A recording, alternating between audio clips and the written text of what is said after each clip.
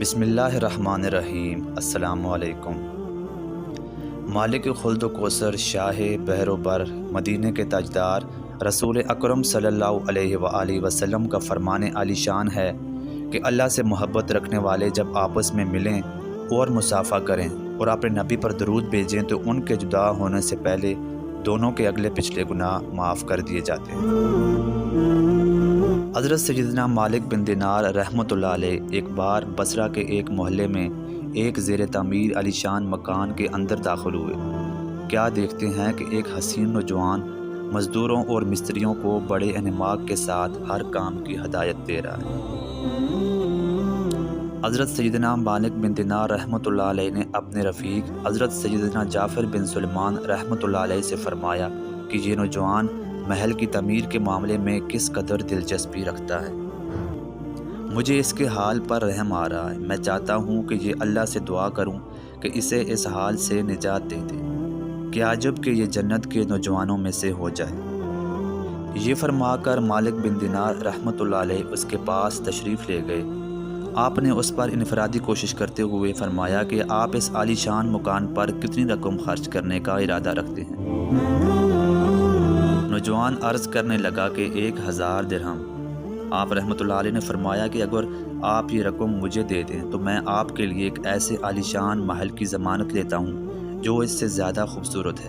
اس کی مٹی مشک اور زعفران کی ہوگی، وہ کبھی منہدم نہ ہوگا، اور اس کے ساتھ خادم خادمائیں نہایت شاندار حسین خیمے وغیرہ بھی ہوں گے، اور اس محل کو اللہ نے خود بنایا ہوگا۔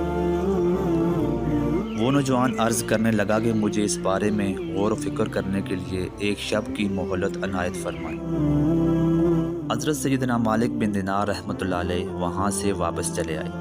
دوسرے دن صبح کے وقت پھر اس جانب تشریف لے گئے۔ نوجوان نے بڑے پرتپاک طریقے سے استقبال کرتے ہوئے آپ رحمۃ اللہ علیہ کی بارگاہ میں عرض کیا کہ کیا آپ کو کل کی بات یاد ہے؟ یہ کہتے ہوئے نوجوان نے 1,00,000 درہم کی تھیلیاں حضرت سیدنا مالک بن دینار کے حوالے کر دی۔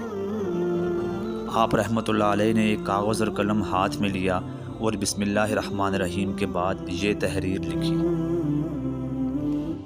یہ تحریر اس غرض کے لیے ہے کہ حضرت سیدنا مالک بن دینار فلاں بن فلاں کے لیے اس کے دنیاوی مکان کے عوض اللہ سے ایک ایسے ہی شاندار محل دلانے کا ضامن ہے، اور اگر اس محل میں مزید کچھ اور بھی ہو تو اللہ کا فضل ہے۔